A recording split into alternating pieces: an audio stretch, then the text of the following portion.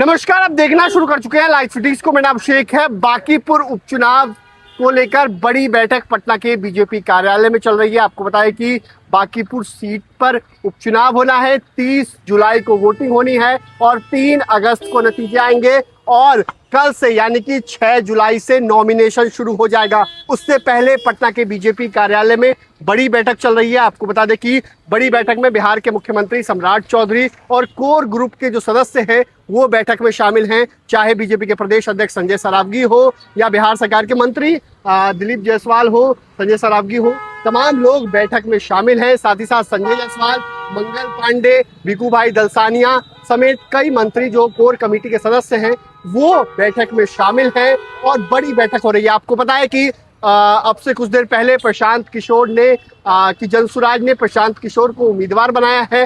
प्रशांत किशोर बांकीपुर उपचुनाव सीट से जनसुराज के प्रत्याशी हैं। मतलब ऐलान हो गया है और वो अपना नॉमिनेशन भी करेंगे। ऐसे में बीजेपी, क्योंकि ये सीट जो बांकीपुर सीट है वो नितिन नवीन की सीट रही है। नितिन नवीन को जब राष्ट्रीय अध्यक्ष बनाया गया तब उन्होंने इस्तीफा दिया और आपको बता दें कि वो राज्यसभा गए, जिसके बाद ये सीट खाली हुई और इस सीट पर अब उपचुनाव होना है। तो ऐसे में बीजेपी के लिए प्रशांत किशोर कितनी बड़ी चुनौती होंगे ये देखने वाली बात होगी, क्योंकि एक सीट पर उपचुनाव होना है बिहार में और ये बड़ी सीट है क्योंकि पटना की सीट है, पटना के बीचों बीच की सीट है। ऐसे में जीत हार और चुनौतियां हैं क्योंकि बिहार के मुख्यमंत्री सम्राट चौधरी जब से बने हैं तब से ये पहला चुनाव होगा, उपचुनाव होगा। जनता के द्वारा वोट दिया जाएगा इस चुनाव में।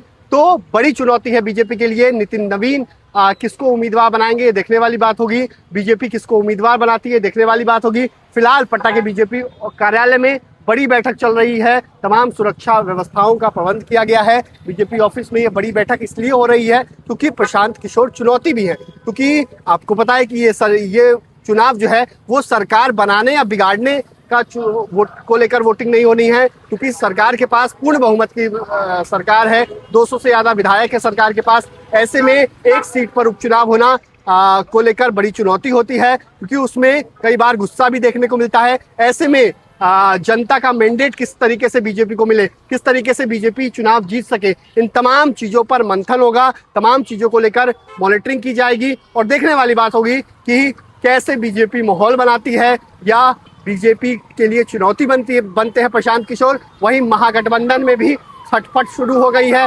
कांग्रेस पार्टी क्या प्रशांत किशोर का समर्थन करेगी या कांग्रेस पार्टी महागठबंधन के साथ रहेगी इस चुनाव में, ये देखने वाली बात होगी। आरजेडी किसे उम्मीदवार बनाता है ये भी देखने वाली बात होगी।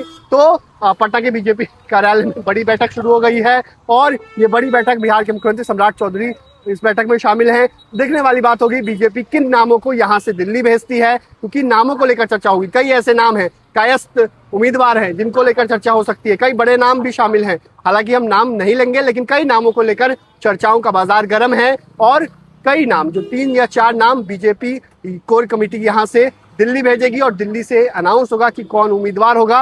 अंतिम मोहर तो दिल्ली लगाता है। देखने वाली बात होगी कौन उम्मीदवार होगा, लेकिन बड़ी बैठक चल रही है। बड़े रहिए लाइव सिटीज के साथ। हमारे यूट्यूब चैनल को सब्सक्राइब करिए, धन्यवाद।